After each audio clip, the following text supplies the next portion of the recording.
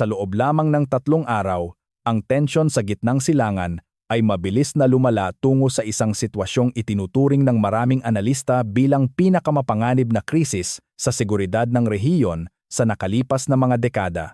Ang magkakasunod na pag-atake, ganting salakay, at paglawak ng target na mga lokasyon ay nagpapakita ng malinaw na paglipat mula sa limitadong operasyong militar patungo sa isang malawakang sagupaan na maaaring magbunsod ng digmaang panrehiyon. Nagsimula ang kasalukuyang yugto ng labanan sa isang serye ng matitinding airstrike na isinagawa laban sa mga estratehikong pasilidad militar sa loob ng Iran.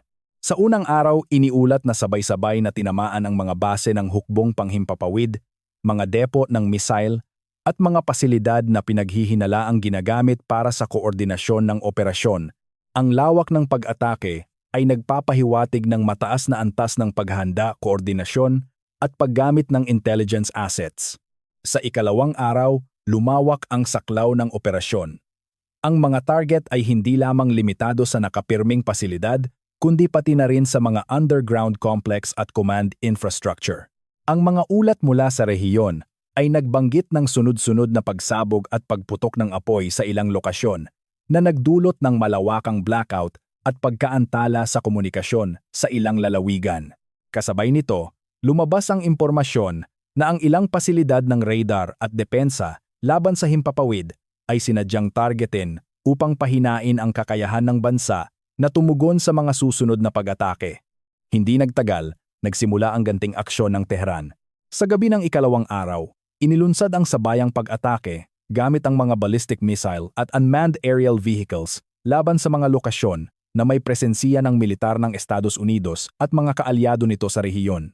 Kabilang sa mga naiulat na target ang mga base militar sa Iraq, mga pasilidad sa Gulf region, at mga estratehikong paliparan na ginagamit bilang forward operating hubs. Ang pag-atake ay nagpakita ng kakayahan ng Iran na magsagawa ng sabayang strike sa iba't ibang distansya at direksyon. Ang paggamit ng swarm drones ay naglalayong puspusin ang mga sistema ng depensa at lumikha ng kalituhan sa radar detection. Ang taktika ng saturation attack ay matagal nang kinatatakutan ng mga military planner dahil maaari nitong lampasan ang kakayahan ng mga intercept system kung sabay-sabay ang dami ng papasok na banta. Sa ikatlong araw, ang intensidad ng labanan ay lalo pang tumindi. Patuloy ang palitan ng long-range strikes habang lumilitaw ang mga indikasyon na ang dalawang panig ay hindi pa naaabot ang kanilang pangunahing layunin. Ang lubusang pagpapahina sa kakayahan ng kalaban na maglunsad ng karagdagang pag-atake sa kabila ng patuloy na bombardment, nananatiling aktibo ang ilang mobile missile units na nagpapahirap sa kanilang pagtuklas at neutralisasyon. Isa sa pinakamahalagang aspeto ng kasalukuyang labanan ay ang paglitaw ng mga bagong uri ng taktika at sandata. Ang mga ulat mula sa field ay nagpapahiwatig ng paggamit ng mga warhead na may kakayahang maghiwa-hiwalay sa himpapawid na lumilikha ng mas malawak na saklaw ng pinsala at nagpapahirap sa interception. Ang ganitong uri ng teknolohiya ay nagpapataas ng pressure sa mga depensa laban sa missile at naglalantad sa mga kahinaan ng multi-layered defense systems. Kasabay nito, ang rate ng paggamit ng interceptor missiles ay naging isang kritikal na issue. Ang bawat pagtatanggol laban sa ballistic missile ay nangangailangan ng maraming interceptors upang matiyak ang neutralisasyon ng banta. Sa kasalukuyang antas ng pag-atake, lumalaki ang alalahanin sa posibilidad ng mabilis na pagkaubos ng mga stockpile kung magpapatuloy ang high-intensity exchanges. Ang sitwasyon sa himpapawid ay nananatiling lubhang mapanganib. Ang mga flight corridor sa ilang bahagi ng rehiyon ay isinara habang ang mga komersyal na airline ay nagreruta upang maiwasan ang conflict zones. Ang pagkaparalisa ng air traffic ay may direktang epekto sa kalakalan, turismo at global supply chains, lalo na sa mga rutang nag-uugnay sa Europa, Asia at Africa. Sa dagat, tumitindi rin ang tensyon. Ang mga ulat tungkol sa paggalaw ng mga naval assets sa Persian Gulf at mga karatig na karagatan ay nagpapahiwatig ng paghahanda laban sa posibleng pagharang sa mga rutang pang-enerhiya. Ang rehiyong ito ay kritikal sa pandaigdigang supply ng langis at anumang pagkaantala sa daloy nito ay maaaring magdulot ng agarang pagtaas ng presyo sa pandaigdigang merkado. Habang lumalala ang sitwasyon, ang populasyong sibilyan sa ilang lugar ay nahaharap sa lumalaking panganib. Ang paglikas, panic buying, at pansamantalang pagsasara ng mga institusyon ay naiulat sa ilang lungsod. Ang patuloy na tunog ng sirena at babala ng air raid ay nagdudulot ng matinding psikolohikal na stress sa mga residente.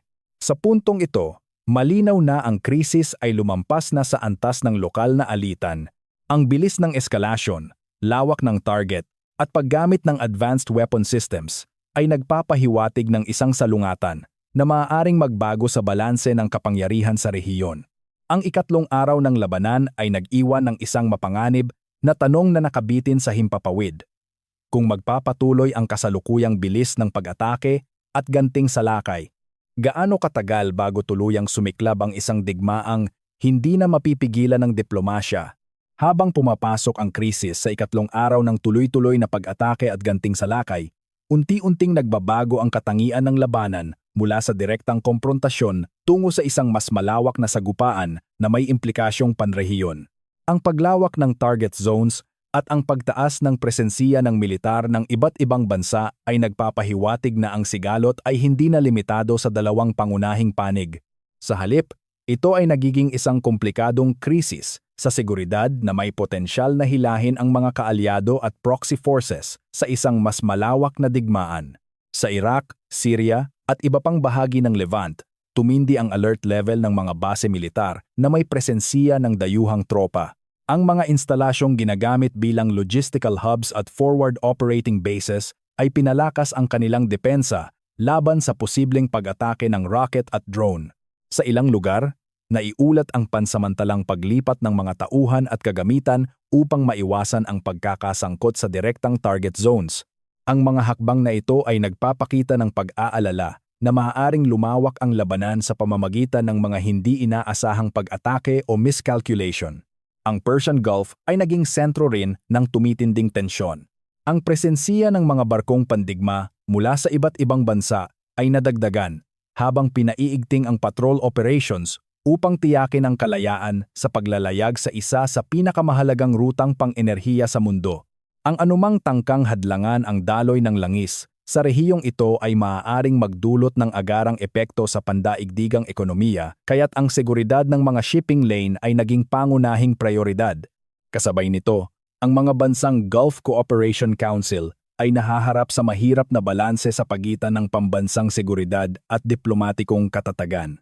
Habang ang ilan ay nagbibigay ng logistical support at access sa airspace para sa mga operasyon, malinaw ang kanilang pag-iingat na maiwasan ang direktang paglahok sa labanan. Ang kanilang mga lungsod at infrastruktura ay nasa loob ng saklaw ng medium-range missiles. Kaya't anumang desisyon na pumasok sa digmaan ay may kaakibat na malaking panganib. Sa hilagang bahagi ng rehiyon, nananatiling tensyonado ang sitwasyon sa hangganan ng Israel at Lebanon. Ang presensiya ng armadong grupo sa lugar ay nagdudulot ng patuloy na pangamba na maaaring magbukas ang isang bagong front. Ang sporadic rocket fire at artillery exchanges sa mga hangganan ay nagpapahiwatig ng panganib ng hindi sinasadyang eskalasyon. Kung lalawak ang labanan sa hilagang hangganan, mapipilitang hatiin ang military resources at depensa sa iba't ibang direksyon. Sa Syria, kung saan nagsasapawan ang interes ng iba't ibang kapangyarihan, tumataas ang antas ng pag-iingat ng mga puwersang nakapuwesto roon. Ang airspace ay nananatiling sensitibo dahil sa presensiya ng iba't ibang aktor militar at ang anumang maling kalkulasyon ay maaaring magdulot ng hindi inaasahang sagupaan. Ang rehiyong ito ay matagal nang nagsisilbing arena ng proxy confrontation at ang kasalukuyang krisis ay maaaring magpalala sa umiiral na tensyon. Ang dimensiyong cyber at electronic warfare ay nagiging mas mahalaga sa kasalukuyang yugto ng labanan. Ang mga ulat tungkol sa pagkagambala ng komunikasyon, GPS interference, at pansamantalang pagkawala ng signal ay nagpapahiwatig ng paggamit ng electronic countermeasures upang pahinain ang koordinasyon ng kalaban. Ang modernong digmaan ay hindi na lamang nakabatay sa pisikal na pag-atake. Ang kontrol sa impormasyon at signal spectrum ay kritikal sa operational effectiveness. Samantala, ang pandaigdigang merkado ay nagsisimula ng maramdaman ang epekto ng krisis. Ang presyo ng langis ay nagpakita ng matinding volatility habang tumataas ang pangamba sa posibleng pagkaantala ng supply. Ang mga investor ay lumilipat sa safe haven assets habang ang mga merkado ng enerhiya at transportasyon ay nag-a-adjust sa tumataas na risk premium. Ang anumang paglala ng sitwasyon sa Strait of Hormuz ay maaaring magdulot ng mas malawak na economic shock. Sa antas ng diplomasya, patuloy ang mga panawagan para sa agarang deeskalasyon. Ilang bansa ang nagsasagawa ng shuttle diplomacy upang pigilan ang tuluyang paglawak ng digmaan. Gayunpaman, habang nagpapatuloy ang palitan ng pag-atake, lumiliit ang espasyo para sa negosasyon. Ang presyon ng domestic politics, deterrence credibility, at strategic signaling ay nagpapahirap sa mga lider na umatras ng hindi nawawala ang kanilang posisyon. Ang sitwasyon ay lalo pang pinapakomplikado ng presensiya ng mga non-state actors na may kakayahang magsagawa ng independent operations. Ang kanilang partisipasyon ay maaaring magpalabo sa chain of command at magdulot ng hindi inaasahang paglala ng karahasan. Sa kasaysayan ng rehiyon, ang ganitong mga aktor ay kadalasang nagsisilbing spark na nagpapalawak ng lokal na alitan tungo sa mas malawak na sagupaan. Habang tumatagal ang labanan, tumataas ang panganib ng miscalculation. Ang sabayang operasyon sa himpapawid, dagat at lupa ay nagdaragdag ng posibilidad ng aksidenteng engkwentro. Ang presensiya ng iba't ibang sistema ng depensa at offensive platforms sa masikip na operational environment ay naglalagay ng malaking pressure sa command and control structures. Sa puntong ito, ang krisis ay hindi na lamang isang bilateral na tunggalian. Ito ay isang multi-layered security crisis na may implikasyon sa enerhiya, ekonomiya, at pandaigdigang kaayusan. Ang paglawak ng presensiya ng militar, ang pagtaas ng alert level ng mga kaalyado, at ang pag-igting ng mga front sa iba't ibang direksyon ay nagpapakita ng malinaw na babala. Kung hindi mapipigilan ang eskalasyon, ang rehiyon ay maaaring mahila sa isang digmaang mas malawak at mas mapanira kaysa sa inaasahan ng sinuman.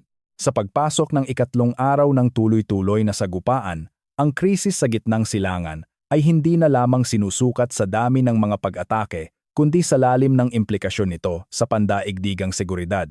Ang patuloy na palitan ng long-range strikes, pagtaas ng alert status ng mga hukbo sa rehiyon, at mabilis na pagpoposisyon ng mga puwersang pandagat at panghimpapawid ay nagpapakita na ang sitwasyon ay papalapit sa isang kritikal na punto kung saan ang kontroladong eskalasyon ay maaaring tuluyang mawala. Isa sa pinakamalaking panganib ngayon ay ang posibilidad ng isang malawakang digmaan na hihigit sa saklaw ng kasalukuyang labanan. Ang anumang direktang pag-atake na magdudulot ng malaking casualty o pagkasira ng kritikal na infrastruktura ay maaaring magpilit sa mga kaalyado na tumugon sa ilalim ng umiiral na kasunduan sa seguridad. Sa ganitong sitwasyon, ang konsepto ng deterrence ay maaaring magbago mula sa pagpigil tungo sa aktibong kolektibong depensa. Ang Estados Unidos ay nananatiling sentral na aktor sa krisis, hindi lamang dahil sa presensiya ng mga base militar nito sa rehiyon, kundi dahil sa papel nito sa seguridad ng mga kaalyado. Ang pagtaas ng deployment ng air defense systems, karagdagang fighter squadrons at naval strike groups ay nagpapahiwatig ng paghahanda laban sa posibleng mas malawak na paglala. Ang mga hakbang na ito ay naglalayong tiyakin ang proteksyon ng mga base at shipping routes, ngunit nagsisilbi rin bilang strategic signal ng kahandaan. Sa kabilang panig, ang Iran ay patuloy na nagpapakita ng kakayahan nitong magsagawa ng asymmetric warfare. Sa halip na direktang komprontasyon sa tradisyonal na puwersang militar, ang estratehiya nito ay nakabatay sa kombinasyon ng missile forces, drone swarms, maritime disruption capabilities, at network ng mga kaalyadong armadong grupo sa rehiyon. Ang ganitong diskarte ay naglalayong pahabain ang labanan at pataasin ang gastos para sa kalaban sa halip na maghanap ng agarang tagumpay sa larangan ng digmaan. Ang banta ng pagbubukas ng maraming front ay nananatiling isang kritikal na variable. Sa hilaga, ang posibilidad ng paglala ng tensyon sa hangganan ng Lebanon ay patuloy na binabantayan. Sa silangan, ang seguridad ng Iraq at ang presensiya ng mga armadong grupo ay nagdadagdag ng komplikasyon. Sa timog, ang mga rutang pandagat sa Red Sea at Gulf of Aden ay mahalaga sa pandaigdigang kalakalan at maaaring maging target kung lalawak pa ang sigalot. Sa dagat, ang Strait of Hormuz ay nananatiling isa sa pinakamahalagang choke points sa pandaigdigang supply ng enerhiya. Humigit kumulang ikalimang bahagi ng langis sa mundo ang dumaraan dito araw-araw. Ang anumang pagtatangkang hadlangan o kontrolin ang rutang ito ay magkakaroon ng agarang epekto sa pandaigdigang ekonomiya. Ang presensiya ng mga barkong pandigma at mine countermeasure units ay nagpapakita ng paghahanda para sa pinakamasamang senaryo. Habang tumitindi ang krisis, lumalaki rin ang papel ng mga pandaigdigang kapangyarihan na may estratehikong interes sa rehiyon. Ang ilang bansa ay nananawagan ng agarang tigil putukan at pagbabalik sa diplomasya, habang ang iba ay nagsusulong ng de-escalation upang maiwasan ang destabilization ng pandaigdigang merkado ng enerhiya. Gayunpaman, ang geopolitikal na kompetisyon at magkakaibang interes ay nagpapahirap sa pagbuo ng iisang posisyon. Ang mga organisasyong pandaigdig ay nahaharap sa matinding hamon. Ang kanilang kakayahang magtaguyod ng tigil putukan ay nakasalalay sa kahandaan ng mga naglalabang panig na tumanggap ng negosasyon. Sa kasalukuyang yugto, ang patuloy na palitan ng pag-atake ay nagpapahiwatig na ang parehong panig ay nais munang palakasin ang kanilang posisyon bago makipag-usap. Ang dimensiyong nuklear ay nananatiling sensitibong usapin, bagamat walang indikasyon ng agarang paggamit. Ang presensiya ng nuclear infrastructure at ang potensyal na pagbabago sa doktrinang pangseguridad ay nagdaragdag ng pangamba sa pandaigdigang komunidad. Ang anumang pag-atake sa mga pasilidad na may kaugnayan sa nuklear na programa ay maaaring magdulot ng hindi inaasahang epekto sa kalikasan at kaligtasan ng sibilyan. Sa larangan ng ekonomiya, ang epekto ng krisis ay patuloy na lumalawak. Ang pagtaas ng presyo ng enerhiya, pagtaas ng insurance cost para sa shipping, at pagreruta ng mga kargamento upang maiwasan ang conflict zones ay nagdaragdag ng gastos sa pandaigdigang kalakalan. Ang mga bansang umaasa sa imported na enerhiya ay nagsisimulang maghanda ng contingency measures upang matiyak ang supply. Sa loob ng mga bansa sa rehiyon, ang sitwasyong panlipunan ay nagiging mas marupok. Ang paglikas ng mga sibilyan mula sa mga high-risk zone, pagsasara ng paaralan at negosyo, at patuloy na babala ng air raid ay nagdudulot ng pangmatagalang epekto sa normal na pamumuhay. Ang psikolohikal na stress at kawalan ng katiyakan ay nagiging bahagi ng araw-araw na realidad ng mga residente. Habang patuloy ang labanan, ang pinakamahalagang tanong ay hindi na lamang kung sino ang may kakayahang militar na manaig, kundi kung hanggang saan ang handang isugal ng bawat panig. Ang patuloy na pagpapakita ng lakas ay maaaring magpalakas ng deterrence, ngunit maaari ring magbunsod ng hindi sinasadyang paglawak ng digmaan. Sa pagtatapos ng ikatlong araw, ang krisis ay nasa isang mapanganib na sangandaan. Ang presensiya ng mga puwersang pandaigdig, ang kahalagahan ng rehiyon sa enerhiya at kalakalan, at ang paglawak ng mga front ng labanan ay nagpapakita na ang anumang karagdagang eskalasyon ay maaaring magbago sa krisis tungo sa isang digmaang may pandaigdigang implikasyon. Ang mga susunod na araw ay magiging kritikal sa pagtukoy kung ang rehiyon ay tatahak sa landas ng diplomasya o tuluyang madadala sa isang malawakang digmaan na may epekto sa buong mundo.